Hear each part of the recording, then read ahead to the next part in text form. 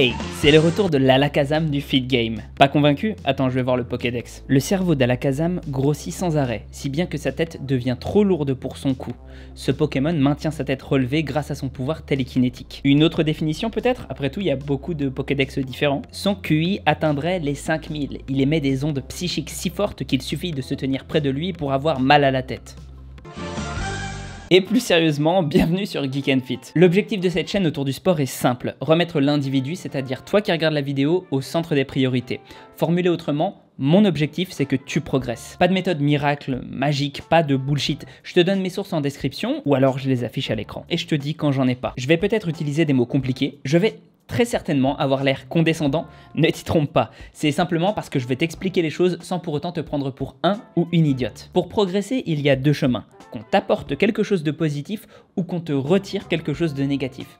Aujourd'hui, clairement, la vidéo va s'orienter vers la deuxième solution. J'ai clairement oublié de tourner ce passage, donc je vous le fais comme ça, juste à la voix. Au moment même où cette vidéo sortira, je serai en live sur Twitch, donc t'inquiète pas, tu pourras aller voir le replay si tu la regardes pas genre 2 semaines après la sortie. Et ben je serai là pour discuter de la vidéo d'une part, mais aussi d'un autre sujet, en l'occurrence ici les livres que je te recommande en musculation, parce que c'est une question qui m'est posée souvent, et même si j'ai fait une vidéo l'année dernière, bah j'ai envie de la mettre à jour. Et normalement ce sera le cas désormais, que je sois en live après une vidéo, à chaque fois que je publierai une vidéo sur YouTube. Comme ça en motivera peut-être certains à mettre la cloche, et d'autres à me suivre sur Twitch.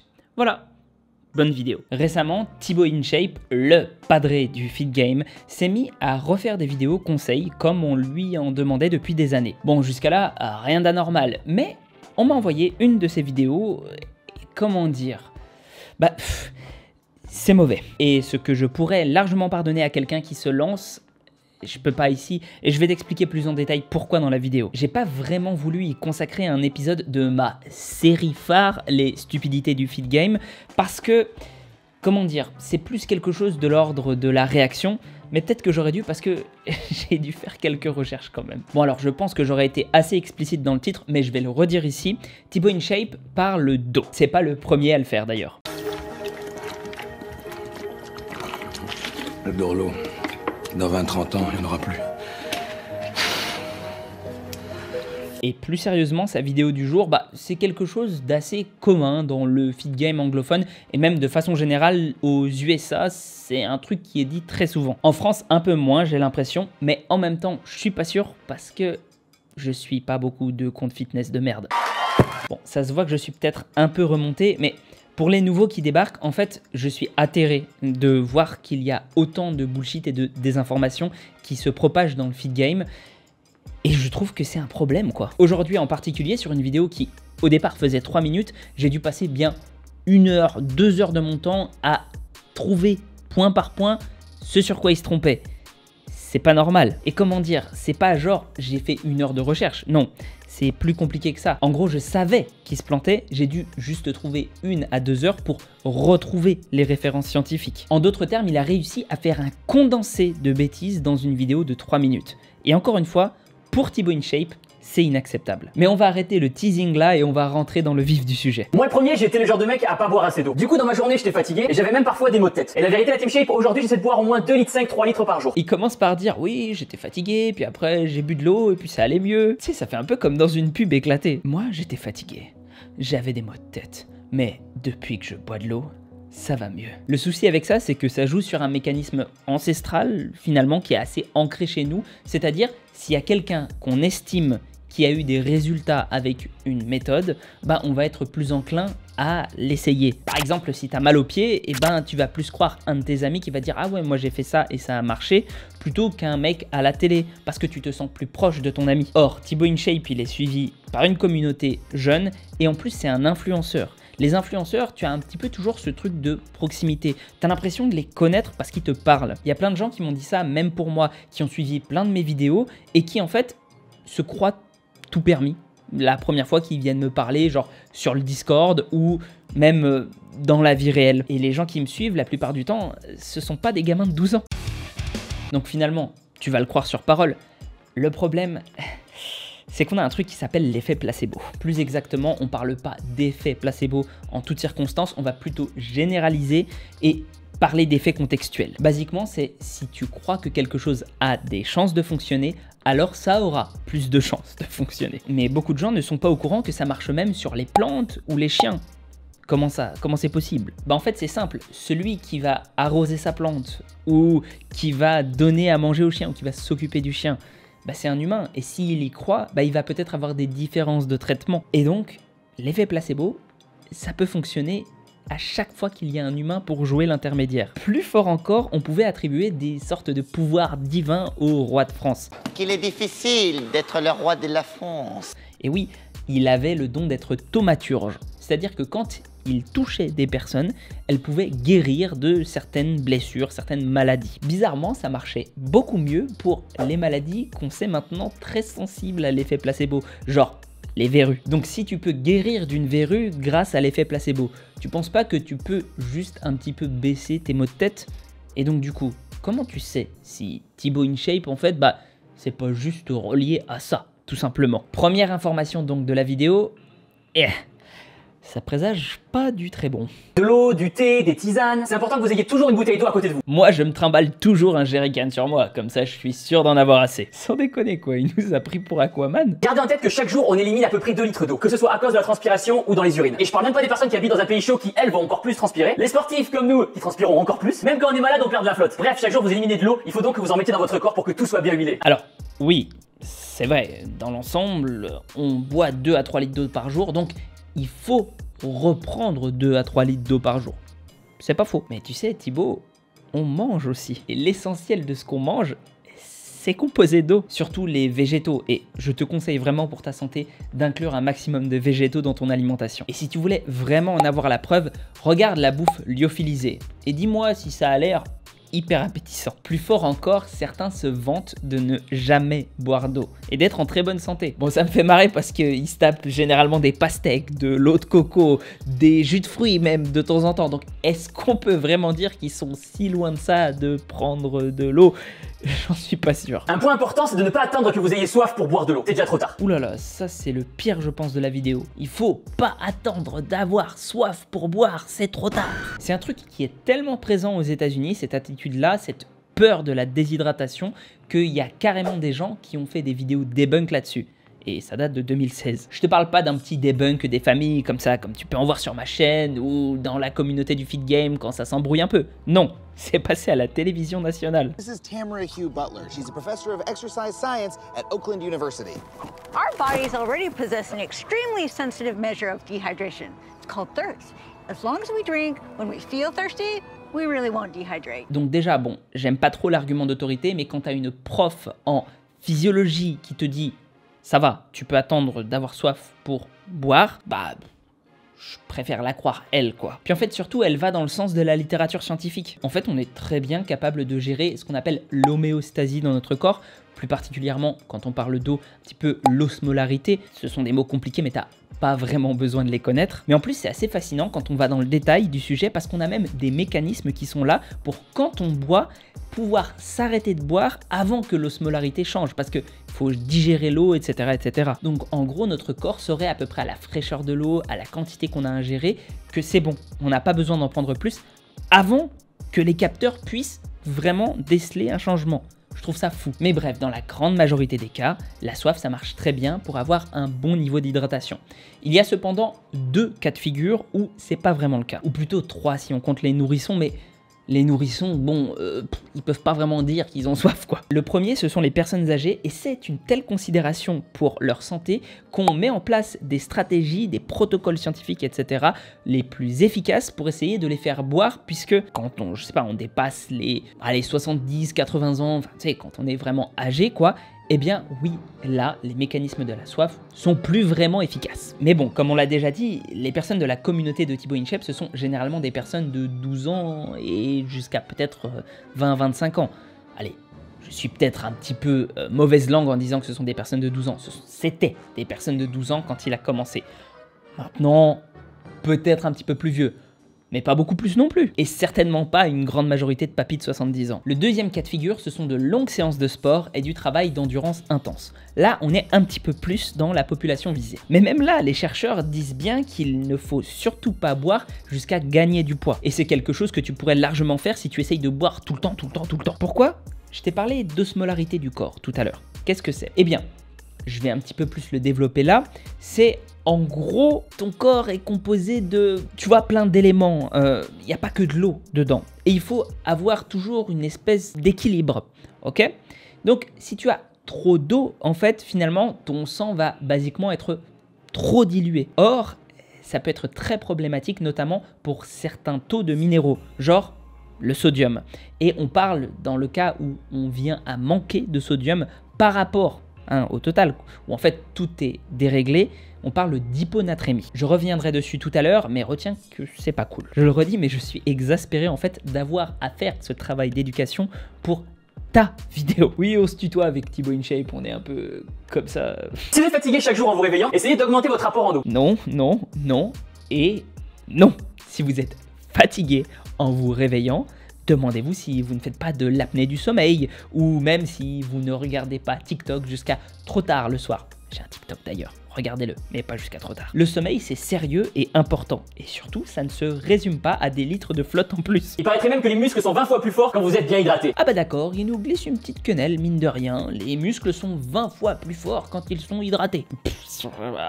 Source, on s'en fout. En fait, quand on perd 2% de notre masse corporelle totale en eau, oui, on a nos performances qui baissent un peu, surtout pour les efforts d'endurance. Et genre, pour une personne de 70 kg, ça représente quand même 1,4 kg. Pour transpirer 1,4 kg, franchement, il faut y aller et tu le ressens en règle générale, tu as soif. Donc 20 fois moins fort, même si tu rajoutes à ce qui paraît devant, non, ne le dis pas, vraiment. Ou alors, à ce qui paraît, si tu likes et tu t'abonnes et que tu me fais un don de 1000 € sur Tipeee, alors Jessica Alba apparaît nue dans ton salon. À ce qui paraît. Ça vaut le coup de tester. De plus, si vous faites beaucoup de rétention d'eau, boire de l'eau va vous permettre d'éliminer justement cette rétention d'eau. Boire beaucoup d'eau, ça fait perdre de la rétention d'eau. Aussi contre-intuitif que ça puisse paraître, je pense que pour le coup, c'est pas bête. Pour comprendre ça, mettons que tu consommes trop de sel. Ton corps, il va faire quoi? Il va activer les capteurs, il va se dire « Allez, je vais me taper de la flotte parce que là... » Le problème, c'est qu'on va plus être en bonne osmolarité. C'est pour ça, par exemple, qu'on a très soif après les fast-food du type pizza ou hamburger. Comme je t'ai dit, le plus important pour ton corps, c'est bien l'osmolarité, on va le dire beaucoup de fois, ce mot dans la vidéo, et pas la masse totale. Donc, si tu as plein de sel, eh ben, il lui faudra plein d'eau pour équilibrer, et ça se passera bien dans l'ensemble. Mais on n'a pas vraiment de mécanisme pour de la faim spécifique au sel. C'est-à-dire que tu vas pas avoir un truc qui va dire « Allez, gobe du sel maintenant ». Donc, si tu bois beaucoup d'eau, ce qui va se passer, c'est que tu vas excréter un maximum d'eau aussi.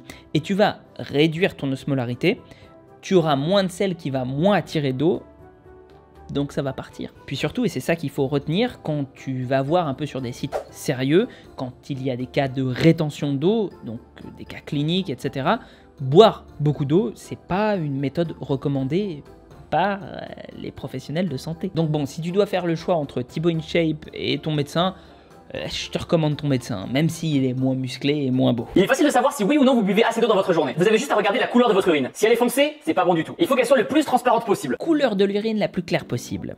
Là, si tu veux mon avis, ça se voit clairement qu'il voulait pas se mouiller. Oh cocasse pour une vidéo sur l'eau. Voici une vraie charte validée par des professionnels de santé qui t'aidera un peu plus. Comme tu le vois, il n'y a pas vraiment besoin de psychoter. On est loin de « Ouh là là, la seule chose qui est bonne, c'est clair comme de l'eau de roche ». Beaucoup de personnes se trouvent moins fatiguées en ayant bu plus d'eau. Plein de gens rapportent qu'ils se sentent mieux quand ils ont bu beaucoup d'eau. Attention, plein de gens qui peuvent avoir eu affaire avec l'effet placebo. C'est pour ça que les scientifiques et en particulier les statisticiens ont coutume de dire qu'une masse d'anecdotes personnelles ne constitue pas des données fiables. Et oui, pour tirer des conclusions, malheureusement, il faut faire des études scientifiques qui essayent d'éliminer ces biais.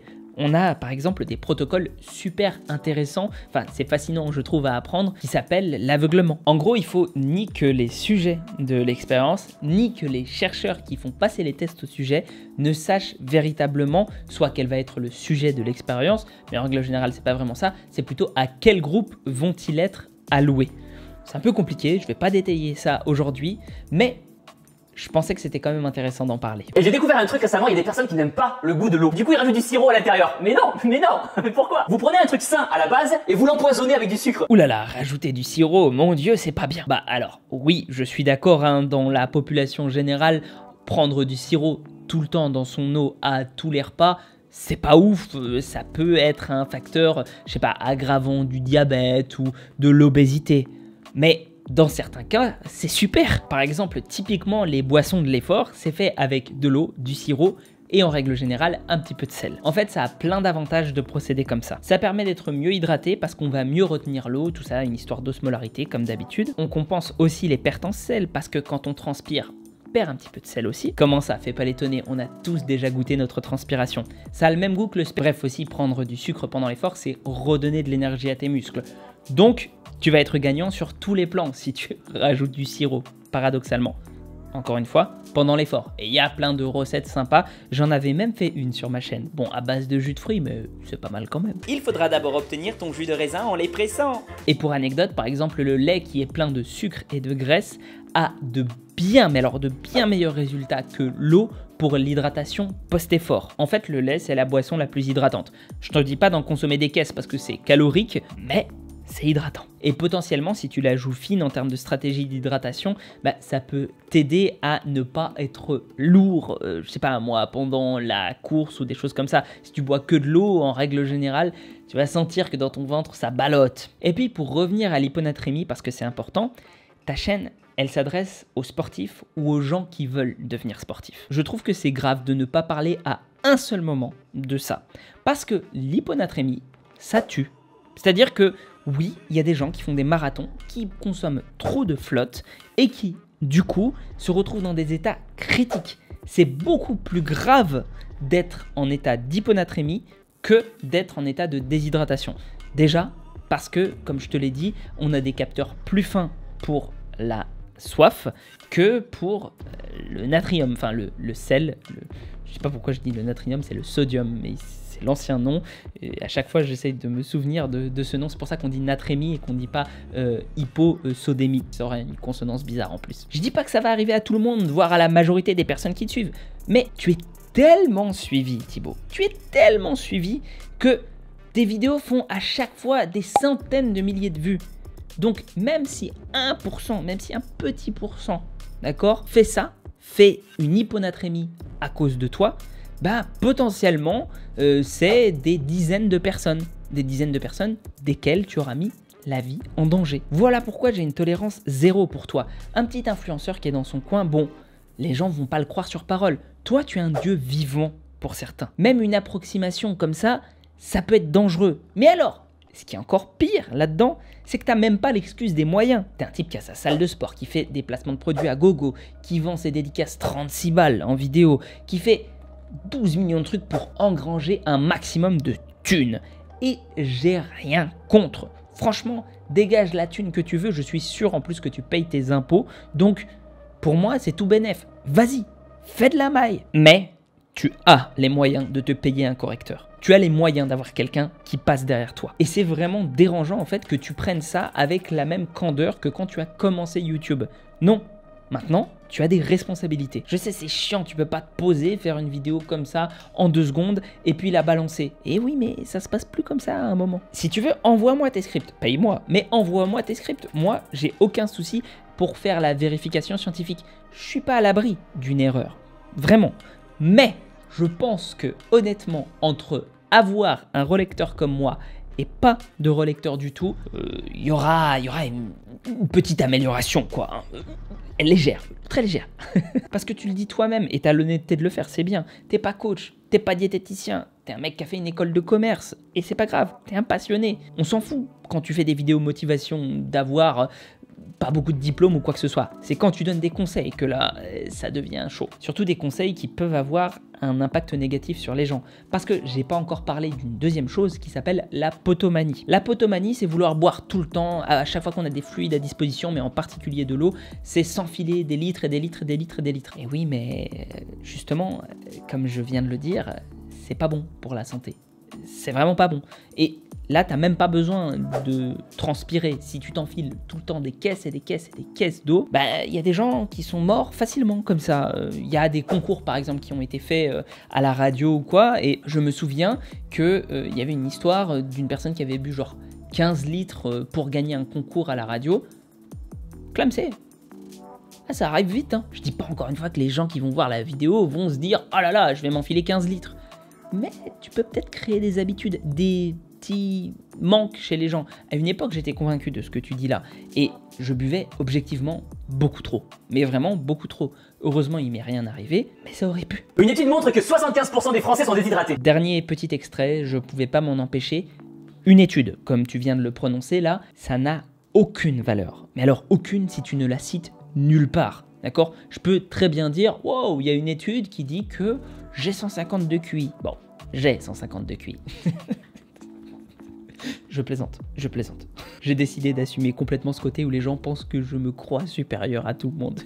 Ça me fait beaucoup trop rire maintenant. Bref, il n'y a aucun lien, aucun nom, rien, tu l'affiches même pas à l'écran, rien dans la description, donc je considère que ton étude, elle n'existe pas. Thibaut InShape, je m'adresse à toi pour faire un peu la conclusion de cette vidéo. Arrête d'être purement un commercial. Ça marchait bien quand t'avais une petite communauté. Seul dans ta chambre, personne ne pouvait te reprocher de maximiser les vues, le profit, etc. Maintenant, comme je l'ai dit tout le long de la vidéo, faut prendre tes responsabilités. Et pour tous ceux qui sont restés jusqu'à là, déjà merci, et que ce soit bien clair sur une chose, je respecte beaucoup Thibaut InShape pour au moins quelque chose, c'est qu'il a réussi à faire commencer beaucoup de gens. Le sport et la musculation en particulier, si ça prend l'essor que ça a aujourd'hui, bon, c'est pas lié qu'à lui, il a surfé aussi sur le phénomène, mais je suis sûr que les salles seraient moins peuplées s'il n'était pas là. En tant que coach, mais aussi qu'individu soucieux de la santé des gens de façon générale, d'ailleurs c'est ça qui m'a conduit en fait à faire coach, bah je peux que lui en être reconnaissant. Mais c'est pas parce que quelqu'un fait des trucs géniaux qu'on peut l'excuser de faire des trucs pas terribles. Et si je fais cette vidéo aujourd'hui, au risque encore une fois de me faire mal voir par